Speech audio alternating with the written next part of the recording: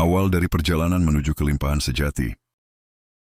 Sebelum kita mulai perjalanan ini, izinkan aku berdoa untukmu yang sedang mendengarkan.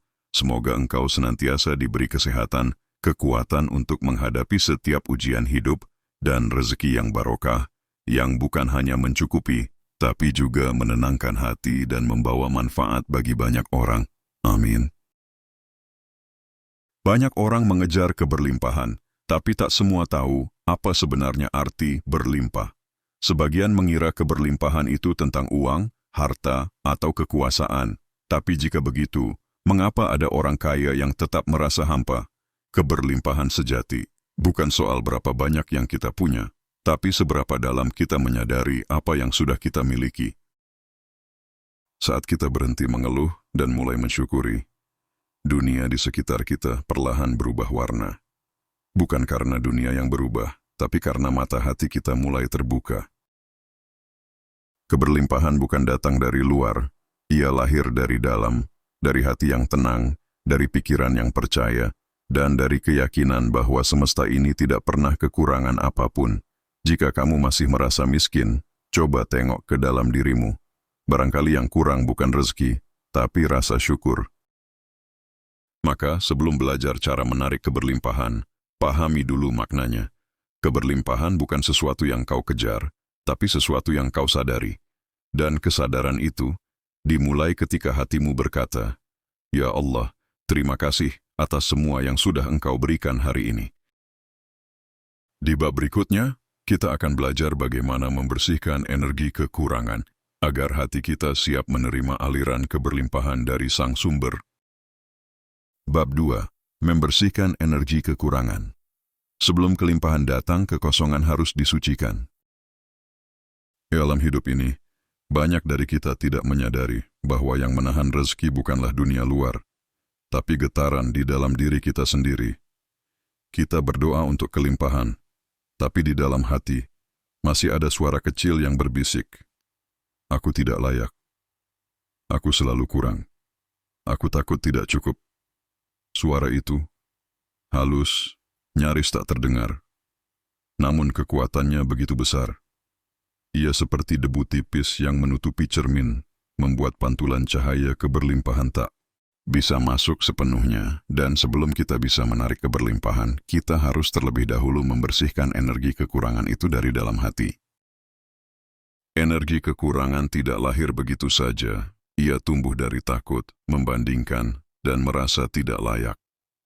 Sejak kecil kita diajarkan bahwa hidup itu perlombaan. Siapa yang paling kaya, paling cepat, paling banyak. Tapi perlombaan itu membuat kita lupa satu hal penting, bahwa Tuhan menciptakan setiap orang dengan jalan dan waktunya sendiri.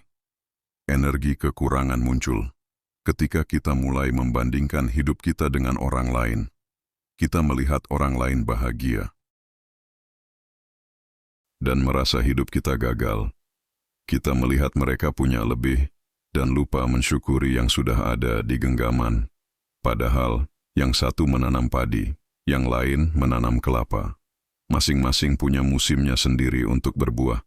Tapi ketika hati tak sabar, kita menggali tanah sebelum waktunya, dan akar rezeki pun belum sempat tumbuh sempurna. Membersihkan energi kekurangan bukan berarti menolak rasa sedih atau kecewa. Justru sebaliknya, kita belajar menerima apapun yang hadir dalam diri, tanpa menghakimi. Duduklah tenang, tarik napas pelan, rasakan setiap rasa yang muncul, rasa takut, khawatir, kecewa, bahkan iri. Jangan melawan mereka. Cukup sadari, lalu lepaskan. Karena yang kamu lawan akan menetap, tapi yang kamu terima dengan ikhlas akan larut pergi. Ucapkan dalam hatimu, "Aku tidak lagi ingin hidup dalam rasa kurang. Aku memilih untuk percaya bahwa rezekiku cukup dan waktuku pasti tiba." Ulangi kata-kata itu setiap kali hatimu mulai gelisah. Biarkan ia menjadi mantra penyembuh. Karena setiap kali kamu menenangkan hatimu, kamu sedang menciptakan ruang baru. Ruang yang siap diisi oleh keberlimpahan baru. Ketahuilah, keberlimpahan tidak pernah datang pada hati yang sesak. Ia datang ketika ruang di dalam dirimu cukup lapang untuk menampungnya. seperti sungai yang hanya bisa mengalir. Ketika tidak tersumbat oleh batu-batu kecil, maka tugas kita bukan mengejar air sungai, tapi membersihkan batu-batu itu, rasa takut, iri, dendam, dan ketidakpercayaan. Setelah itu, air keberlimpahan akan mengalir sendiri, tanpa harus kau paksa, karena begitulah hukum alam bekerja, yang tenang akan menarik, yang penuh cinta akan diberi, dan yang lapang akan dilimpahi. Jadi, sebelum kau meminta lebih, bersihkan dulu ruang di dalam hatimu. Sebab, jika bejana itu masih penuh amarah dan ketakutan, bagaimana mungkin Tuhan menambah isinya? Mulailah hari ini, bukan dengan keluh kesah, tapi dengan satu keyakinan lembut di dalam dada. Aku cukup, aku pantas, aku siap menerima keberlimpahan yang Tuhan siapkan untukku. Dan ketika keyakinan itu benar-benar tumbuh, dunia akan menjawab dengan cara yang tidak pernah kau duga. Mungkin lewat seseorang yang kau temui, mungkin lewat pintu kecil yang selama ini kau abaikan. Karena semesta selalu punya cara untuk memberi pada mereka yang sudah membersihkan tempat untuk menerima. Dan di bab berikutnya, kita akan melangkah ke dimensi berikutnya. Energi syukur, kekuatan lembut yang mampu memanggil keberlimpahan tanpa suara, namun mengguncang seluruh alam semesta. Kau akan tahu bahwa terima kasih bisa menjadi doa paling kuat yang pernah diucapkan manusia. Bab 3. Energi syukur, kekuatan tak terlihat yang menarik keajaiban. Embun di ujung daun, sinar mentari pertama, dan udara yang segar, semuanya tampak sederhana. Tapi di balik kesederhanaan itu, tersimpan kekuatan besar yang jarang kita sadari. Energi syukur. Banyak orang mencari keajaiban dalam doa panjang, tapi lupa bahwa keajaiban terbesar sering muncul dari hati yang tahu berterima kasih. Karena ketika kamu bersyukur, kamu tidak sekadar mengucap terima kasih. Kamu sedang menyelaraskan getaranmu dengan sumber segala kebaikan di semesta. Pernahkah kamu merasa hidupmu seperti berhenti di tempat?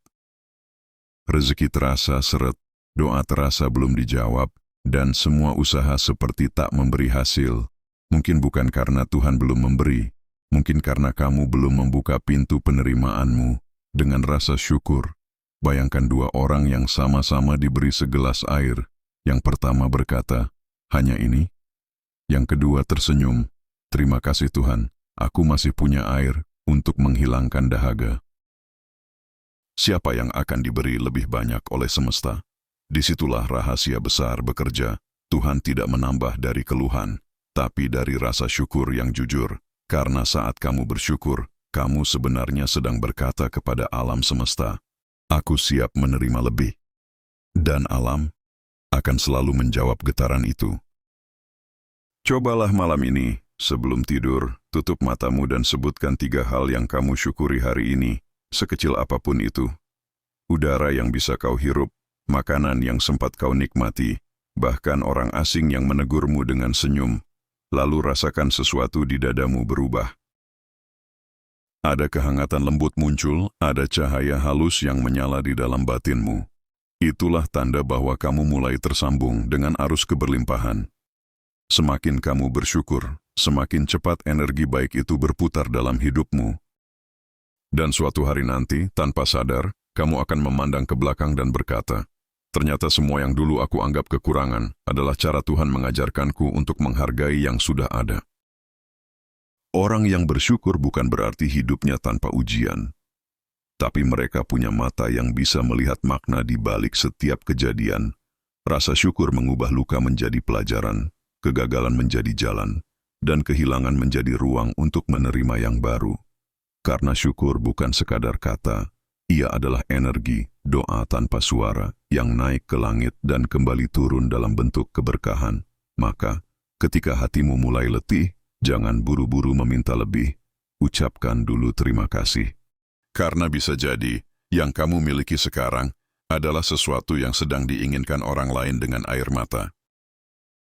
Jadi mulai hari ini, jangan tunggu hidup sempurna baru bersyukur, tapi bersyukurlah agar hidupmu menjadi sempurna. Karena syukur bukan akhir dari perjalanan, tapi awal dari segala keajaiban. Dan di bab berikutnya, kita akan memasuki dimensi magnet rezeki, di mana rasa syukurmu akan mulai menarik keberlimpahan nyata ke dalam hidupmu. Bukan karena sihir, tapi karena hukum alam yang bekerja dalam diam. Siapkah kamu melihat keajaiban itu sendiri? Ada satu rahasia besar yang dipahami oleh orang-orang yang hidupnya tampak selalu mengalir penuh keberlimpahan. Mereka tidak sekadar berdoa, mereka menjadi doa itu sendiri. Setiap langkah mereka, setiap napas, setiap ucapan terima kasih, semua adalah magnet. Magnet yang menarik orang baik, peluang baik, dan rezeki yang mengalir tanpa mereka kejar. Karena ketika hati sudah bersyukur, tubuhmu mulai memancarkan energi positif yang sejalan dengan frekuensi keberlimpahan. Dan saat energi itu keluar dari dalam dirimu, semesta akan menjawab dengan cara yang ajaib. Hukum tarik-menarik. Pikiranmu, kata-katamu, bahkan niat yang kau sembunyikan di dalam hati, semuanya memancarkan frekuensi. Maka jangan heran jika orang yang selalu berkata, "Aku sulit," hidupnya benar-benar disulitkan oleh keadaan, tapi orang yang berkata, "Aku mampu, aku cukup, aku pantas," seolah-olah dunia membuka pintu demi pintu untuknya. Itulah magnet rezeki. Bukan jimat, bukan mantra, tapi hasil dari getaran batin yang selaras dengan keyakinan positif. Karena energi tidak mengenal kebetulan, ia hanya mengenal keselarasan. Saat kamu berpikir baik, kamu menarik hal-hal baik. Saat kamu bersyukur, kamu mempercepat datangnya keberlimpahan. Dan ketika kamu bertindak dengan niat baik, kamu sedang membuka jalan nyata bagi rezekimu untuk datang. Banyak orang sibuk mencari rezeki keluar, padahal magnetnya ada di dalam diri. Kau ingin rezeki datang? Jadilah orang yang menyenangkan untuk diberi. Jadilah orang yang bersih dari iri, ringan dalam memberi, dan jujur dalam setiap langkahnya. Karena energi keberlimpahan tidak bisa melekat di hati yang sempit, tapi ketika hatimu lapang, dunia seperti berkonspirasi untuk menolongmu. Tiba-tiba ada tawaran kerja, ada pelanggan baru, ada teman lama yang datang membawa peluang.